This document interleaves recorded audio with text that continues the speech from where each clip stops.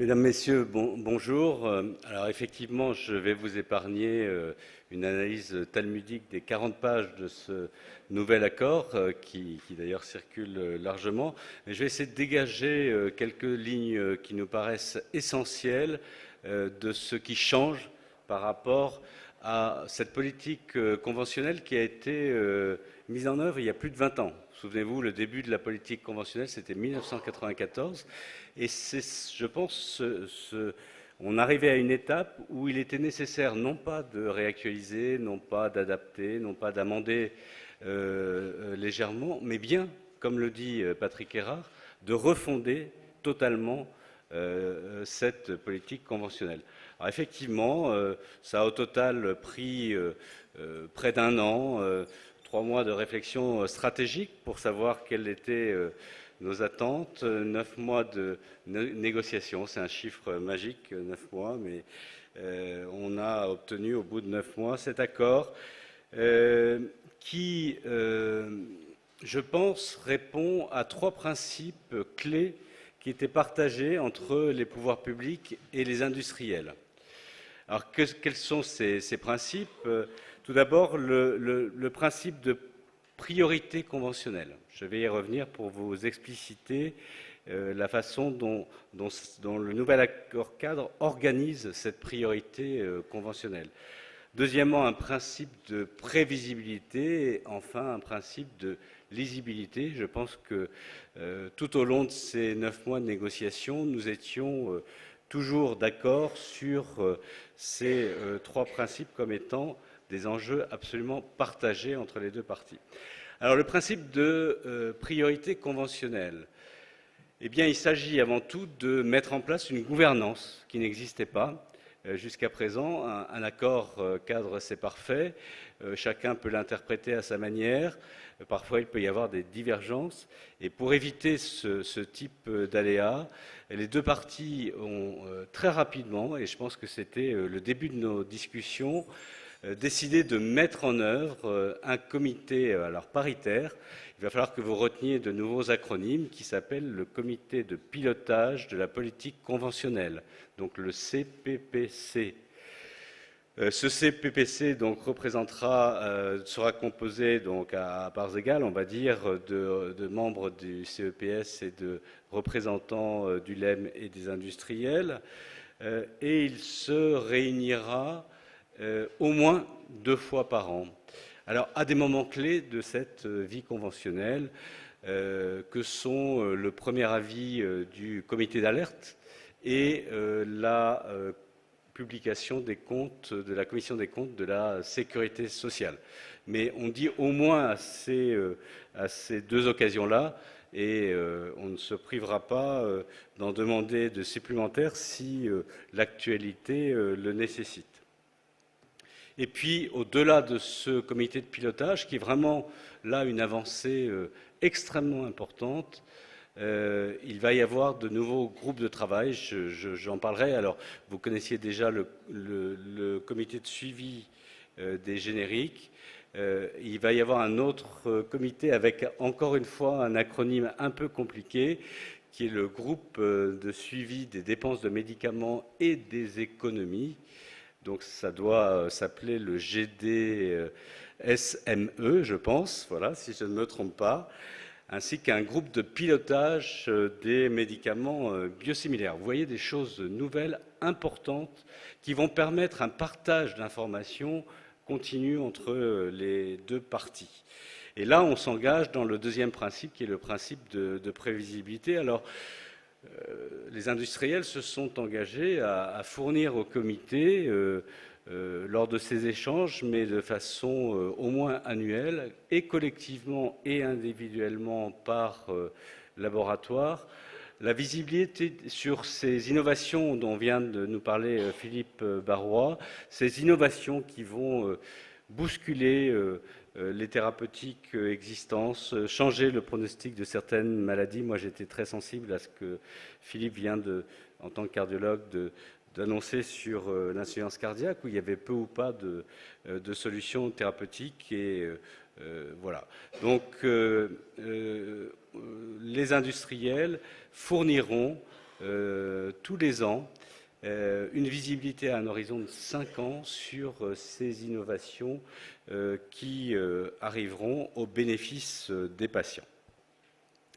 Alors la lisibilité, là aussi, il s'agit d'analyser de façon exhaustive donc les montants d'économies qui vont être générés par les baisses de prix, les réductions de volume, la maîtrise médicalisée, et d'avoir là aussi une image très complète de la contribution donc, du médicament au respect de l'ONDAM tel que voté par le Parlement.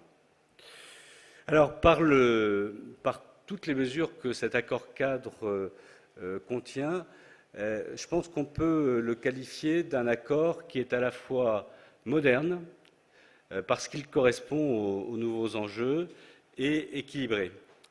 Alors, moderne, donc, oui, parce qu'il va pouvoir permettre de créer un cadre pour ces innovations qui arrivent, et il faut s'en réjouir, avec le maintien, et c'était un élément essentiel de la négociation, de la garantie de prix pour les produits innovants, qui sont caractérisés en France par une ASMR de niveau 1, 2 ou 3 ou 4 par rapport à des produits innovants. On a rajouté au cours de la discussion également une catégorie de produits qui fait l'objet d'une attention importante des pouvoirs publics, que sont les antibiotiques.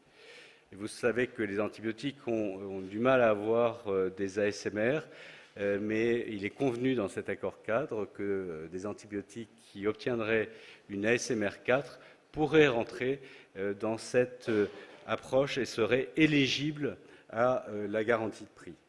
Alors cette garantie de prix également, elle repose sur l'évaluation médico-économique qui a été confiée par la loi à la Haute Autorité de Santé.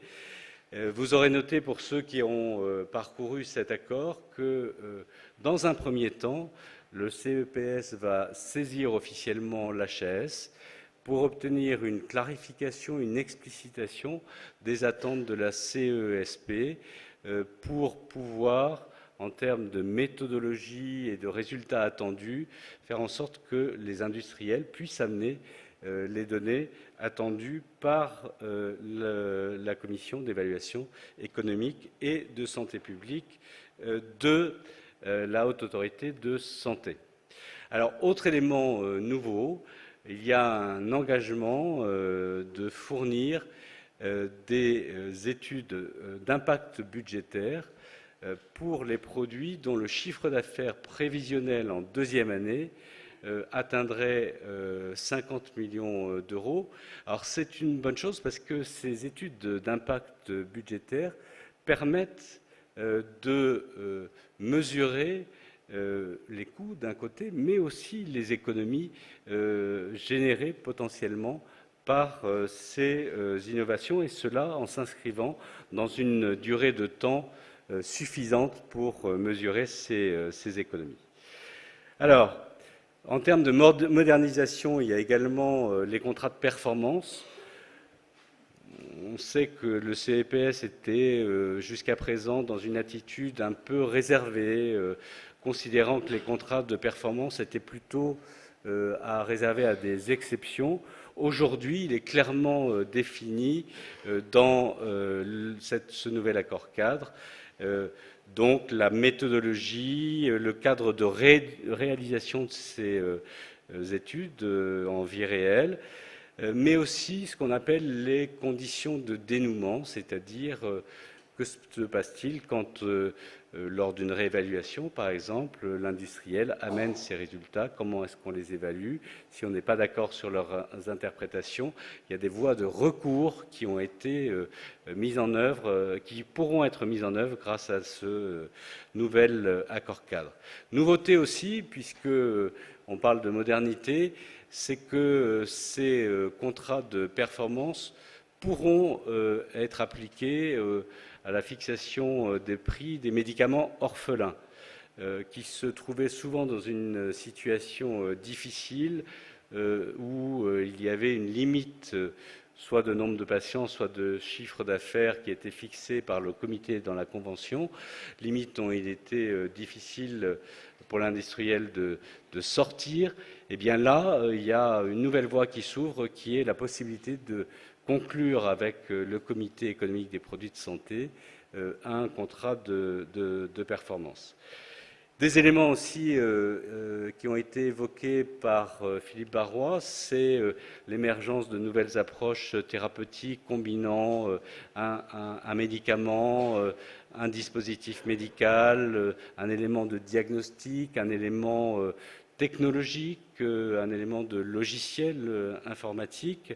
Eh bien, dans cet nouvel accord cadre aussi, il y a des éléments qui indiquent que le comité prendra en compte dans la fixation du prix les économies potentiellement amenées par ces nouvelles approches thérapeutiques qu'on va voir arriver sur le marché, qui combinent donc médicaments et autres technologies. Et puis sur le coût de l'innovation et le financement de ces innovations, il y a une volonté partagée des deux parties, et du comité et des industriels, de mettre en place un groupe de travail qui sera chargé de faire des propositions sur les modalités innovantes de financement. Et je crois que c'est un sujet absolument essentiel dans le cadre de l'arrivée de ces nouvelles innovations dont on parle ensemble depuis ce matin.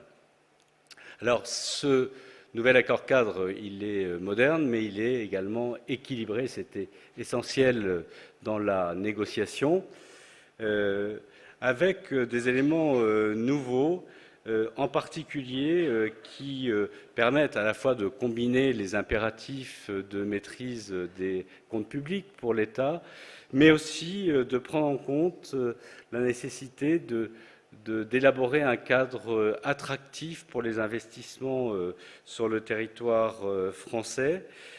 Et en particulier, c'est la possibilité de prendre en compte, dans la fixation du prix, les investissements réalisés par les industriels, que ce soit en recherche et en développement ou dans la production industrielle à toutes les étapes de cette production, à travers un mécanisme de stabilité et de garantie de stabilité de prix. Et ça, c'est nouveau, c'est important pour l'attractivité de la France pour les investissements.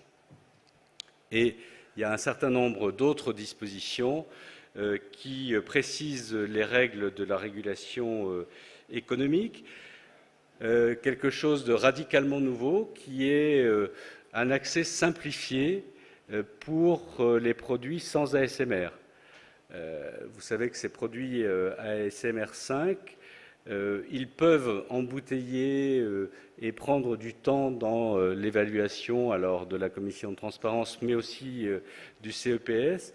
Et les deux parties ont convenu que, comme ces produits d'ASMR 5 doivent amener des économies pour la sécurité sociale et l'assurance maladie, eh bien, lorsque l'industriel demande une ASMR 5 et l'obtient, lorsqu'il demande un prix qui est inférieur au comparateur de la classe, eh bien, il pourra bénéficier de l'obtention d'une convention avec le prix demandé, sous réserve que l'ensemble du cahier des charges soit rempli par ailleurs, sous 15 jours.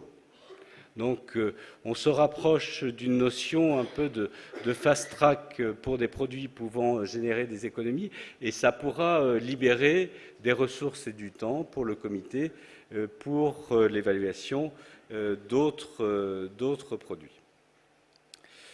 Vous l'aurez noté aussi, nous avons convenu d'intégrer une partie de la période dite de post-ATU, c'est-à-dire cette période qui sépare l'obtention de l'AMM et la publication au JO du prix, dans la période de garantie du prix européen. Enfin, dans l'accord cadre, il y a une description en détail des modalités de fixation et d'évaluation du prix des génériques et du fonctionnement du comité de suivi des génériques. Et puis, je vous l'ai dit, la création d'un comité de pilotage des médicaments biosimilaires, qui sont des médicaments importants dans les années à venir.